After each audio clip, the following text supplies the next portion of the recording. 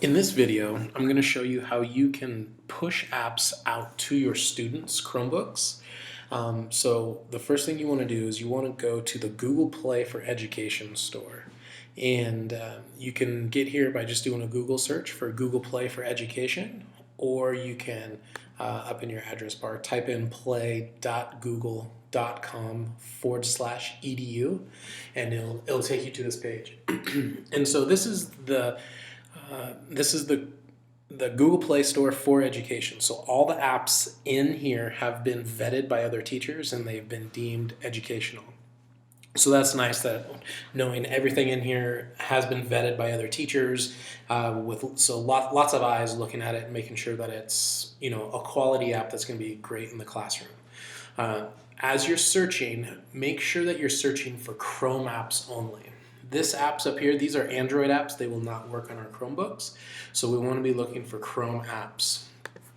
So when I'm in Chrome apps here, some of the most popular ones are going to pop up on this front screen. I've got some filters here on the left. I can go by subject and I can even by grade level. I can even search for, an app or a style of an app up here. So as you're going through and you find that perfect app, like, oh my, all my students need Quizlet. So all you need to do is click on the app itself, and there's an install button. When you click install, what it's going to ask you is basically who do you want to invite to use this app. And so this is a familiar looking screen. It's almost like the share screen when we're using the Google Docs. But you can just click and start typing in email addresses. Now, getting all of your students' email addresses in there could be a pain if you were going to type them all in.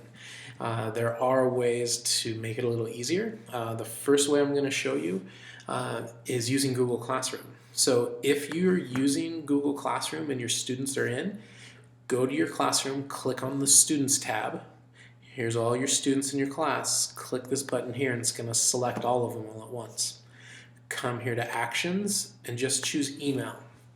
And what this is going to do is it's going to open a blank Gmail, but it shows you everyone's email address. So from here, you can select them all by highlighting, or I clicked on the first one, I held Shift and clicked on the last one there.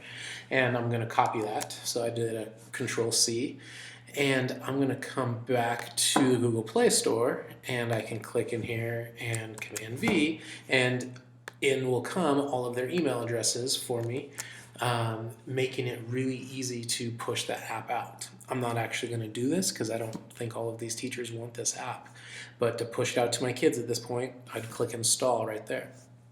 And it could take as fast as a couple minutes and maybe up to 10 or 15 at times for your students to get that app. But it pushes out to them pretty quick. So that was one way to get all your students' email addresses. The other would be a little more work, but it can be done, is you can actually create a group. So I've gone to a new tab here. I'm going to click on my app launcher. I'm going to come down to groups. And when I click on groups, I get the option to create a new group here.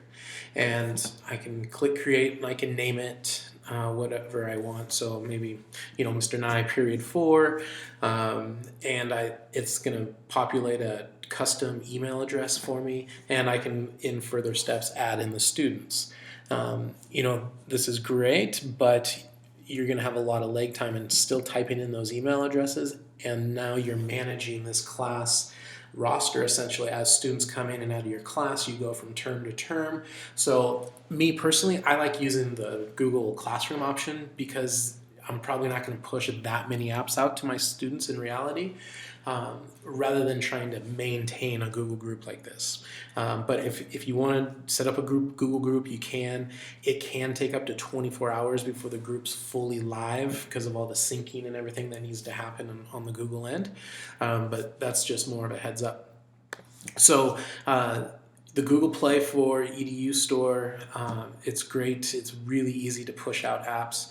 I'm going to come back here to that homepage again. Once you've pushed out apps, if you need to remove that from any of your students, you do that with this Manage Content button here. So you click on Manage Content, and you've got some options. Make sure you're over here on Chrome apps, and it's going to show you a list of any app that you've pushed out. Obviously, I have a much longer list because I'm pushing more content out than you probably are at this point. And so if you wanted to, let's say I want to take this graphing calculator away from my students, I'd click uninstall, and it's going to bring up the list of students that I've pushed this out to. And I can put a checkbox by individual students or this checkbox for all, and click uninstall, and it's going to remove that app for them. So it's really easy to manage the apps for the students within your classes, and making sure that they have all the tools that they need to succeed. So I hope that helps. We'll keep pushing out videos like this, as we can, to try to stay in front of as many of the questions as you guys may have.